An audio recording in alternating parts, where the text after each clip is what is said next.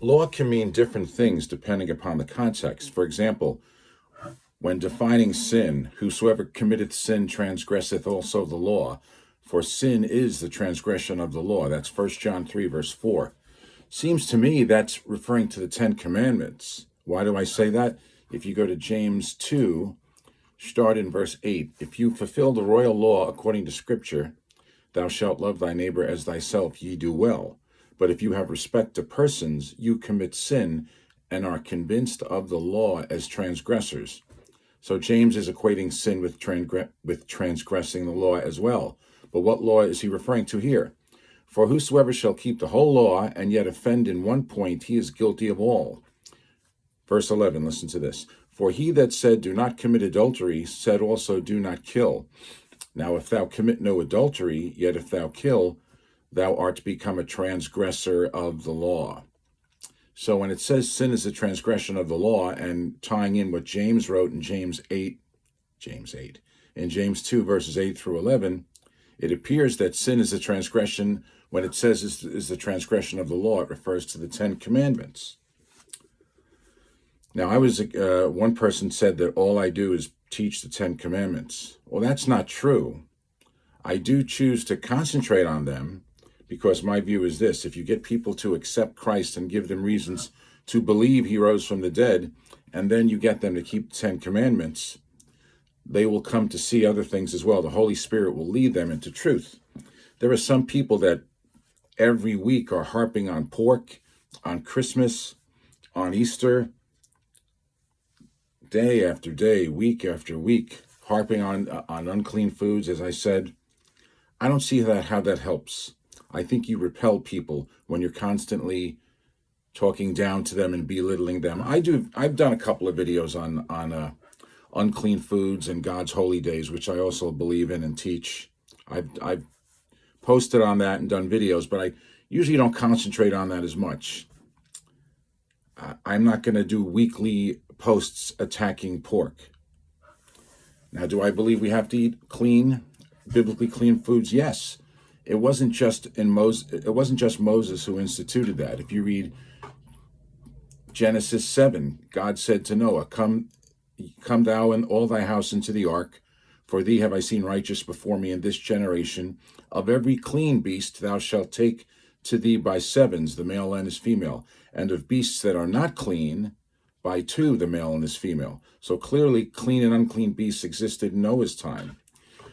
We know they will exist in the end. It says, Revelation 18, verse 2, and he cried mightily with a strong voice, saying, Babylon the great is fallen, and is become the habitation of devils, and the hold of every foul spirit, and a cage of every unclean and hateful bird. You could also read Isaiah 66, which is referring to the end time. Verse 17 speaks in a non-flattering manner of those who eat swine's flesh.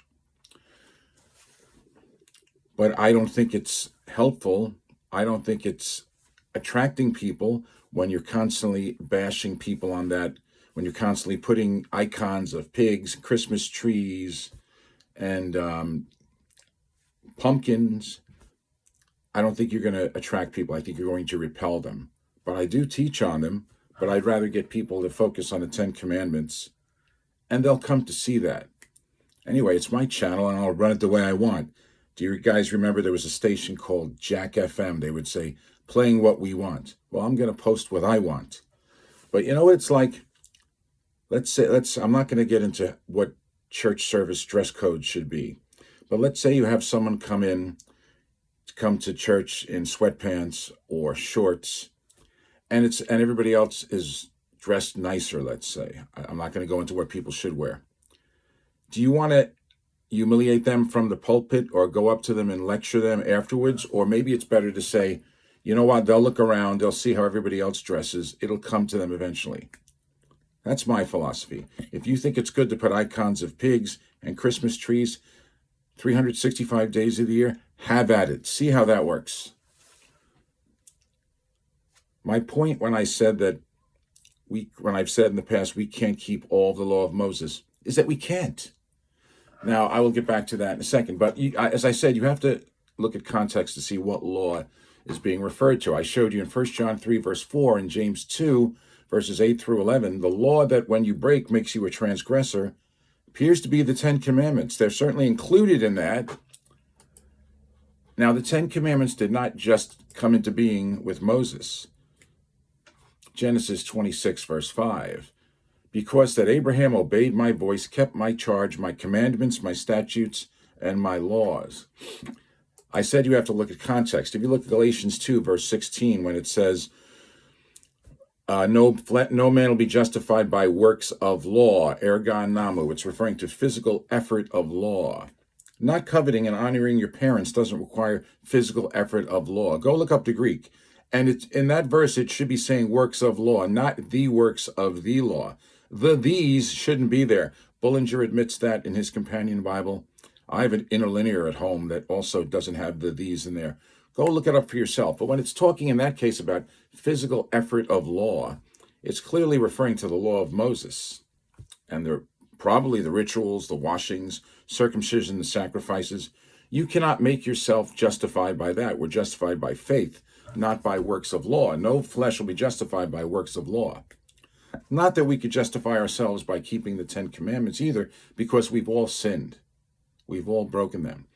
With Christ living in us, we can keep them now, but no one I know has kept them perfectly. You can't be justified by works of law. But in Galatians 2, it's referring to the law of Moses. It's referring to physical effort of law. If you go to Galatians 3, it refers to a law which was 430 years after in Galatians 3, verse 17. 430 years after the promises to Abraham. That can't be referring to the Ten Commandments. They existed from the beginning. It was never okay for people, for Adam and Eve or anybody to kill, to murder, I should say. It was never okay to have other gods, to commit adultery, to steal, etc. And that's common sense. So there it's referring to the law of Moses. And if you go down, for example, Galatians 3, verse 24, the law is our schoolmaster to bring us unto Christ, that we may be justified by faith. It appears there to be referring to the sacrifices specifically because they pointed to Christ. An unblemished lamb pointed to the perfect sacrifice of Christ. Sacrifices pointed to Christ. They also showed that sin required bloodshed. Sin was a horrible thing. It required bloodshed. Also, the sacrifices kept the people sort of in line in the sense that humans need ritual. And in order to keep them from worshiping pagan gods, to give them sacrifices, it probably helped keep them from going even worse into paganism than they already did. But that was a schoolmaster to bring us unto Christ. That's what those sacrifices pointed to. So with regard to the sacrifices, we don't do them anymore. We've had the perfect sacrifice come. At any rate, where's your temple? Where's your Levitical priesthood? You going to go slay a lamb? The perfect sacrifices come. What about the statutes and judgments? Now, there's nothing wrong with the law of Moses. It was given by God. When Christ was tempted by Satan, he quoted 3 times from the law of Moses. And all the law is summarized by loving God with all your heart, soul, and mind, and neighbor as self. That's Deuteronomy 6:5, Leviticus 19:18. Part of the law of Moses. That hasn't been done away. Go back a verse, Deuteronomy 6, verse 4. Shema Israel Adonai Eloheinu Adonai Echad. Forgive my pronunciation, I don't speak Hebrew. Hear, O Israel, the Lord our God is one. That hasn't been done away. So you have to look at the statutes and judgments. This is why when I try to say this, I'm not saying they were done away. They're just not in play. For example, as I said in a video prior, witches were put to death in the law of Moses. We don't do that today. We have our own criminal laws, but witchcraft is still wrong. It's still wrong, I should say. Excuse me. You have to look at the statutes and judgments and say, can I keep this today? What is it trying to tell me? Was it pointing to something else? Circumcision was pointing to conversion, circumcision of the heart, you see. And usually it's not hard to tell. Circumcision was one of the more difficult areas for people to figure out, do we have to be physically circumcised or not? The church, under the inspiration of the Holy Spirit, decided that no, Gentile adult converts, because converts are adults, did not have to be physically circumcised because they're circumcised in the heart. But usually you can look and tell. Exodus 21. Verse 15, he that smites his father or mother shall be surely put to death. Now, we don't know what smite meant. As I've said, I don't think it was just a reflexive hand hit.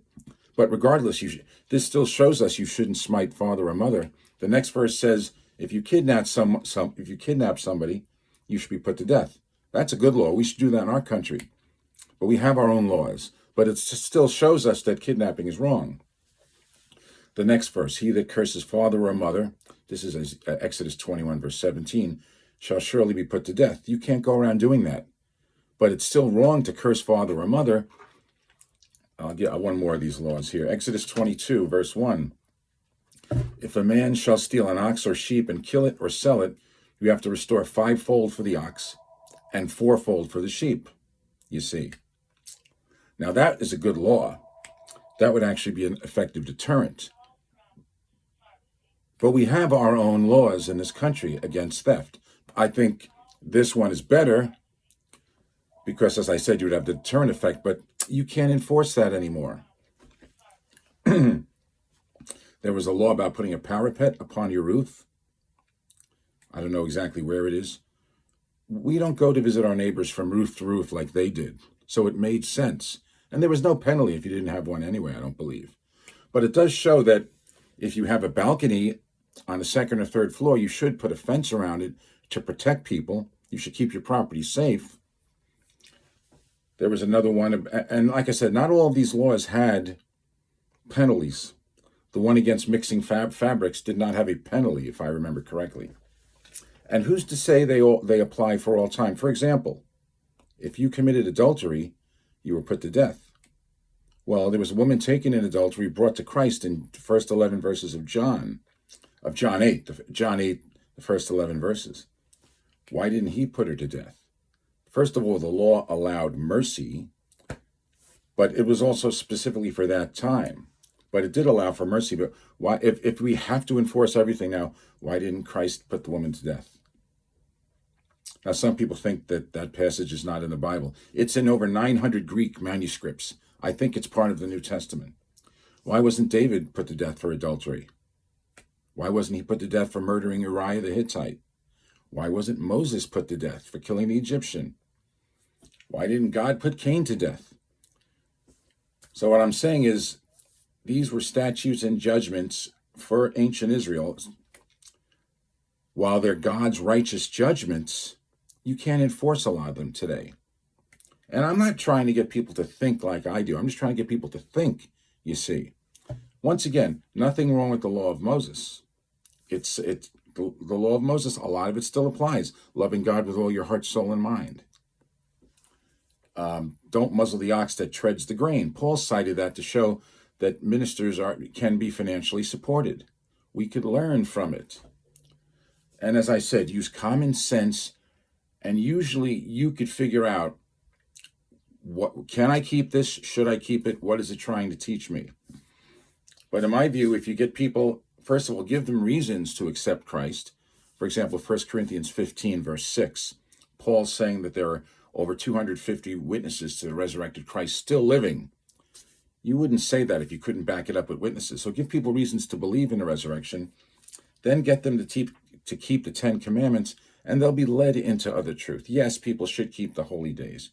Yes, they should eat clean. But I'm going to emphasize what I think is best. You do what you want.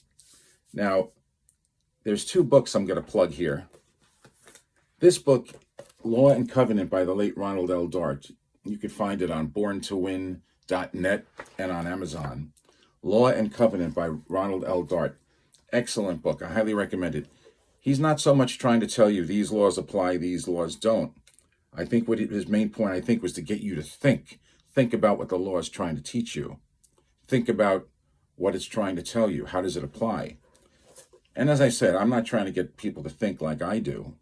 No, I just want people to think. But I highly recommend this, Law and Covenant by Ronald L. Dart. The other book is one that I've been promoting the past couple weeks. It just came out, Law or Grace, which is it? This is free. You can get a free physical copy, or you can go to tomorrowsworld.org, click the booklets tab, and download it for free on your tablet in about 5 seconds. Law or grace, which is it? And look at the chapter titles. See if you can see that there. So the chapter titles do, it's a lot better to look at that than me, I know that. But Jesus and the law, the correct New Testament order, Paul to the Romans, Paul to the Galatians, times and seasons, Paul to the Colossians, law and grace. So you can get a paper copy for free. You can download it instantly for free, or do both, even better. You won't be asked for money. But I highly recommend those two books. They will get you, this one's more an explanation one. This one's more, it'll get you thinking. I just reread this one. So you have to look, when you look at a passage, try to see what the context is, what law is being referred to. Like when Jesus said, whosoever therefore shall break one of these least commandments and shall teach men so, the same shall be called least in the kingdom of heaven. Whosoever shall do and teach them, the same shall be called great in the kingdom of heaven. That's Matthew 5, verse 19. If you continue reading through verse 28, what commandments are included there? He cites two of the 10 commandments, the one against murder and the one against adultery, and shows that not only do we keep them in a letter now, we should keep them in the spirit. So as I've said, read for yourself, think for yourself, ask questions, ask yourselves questions, and get these two books. Peace all. Bye-bye.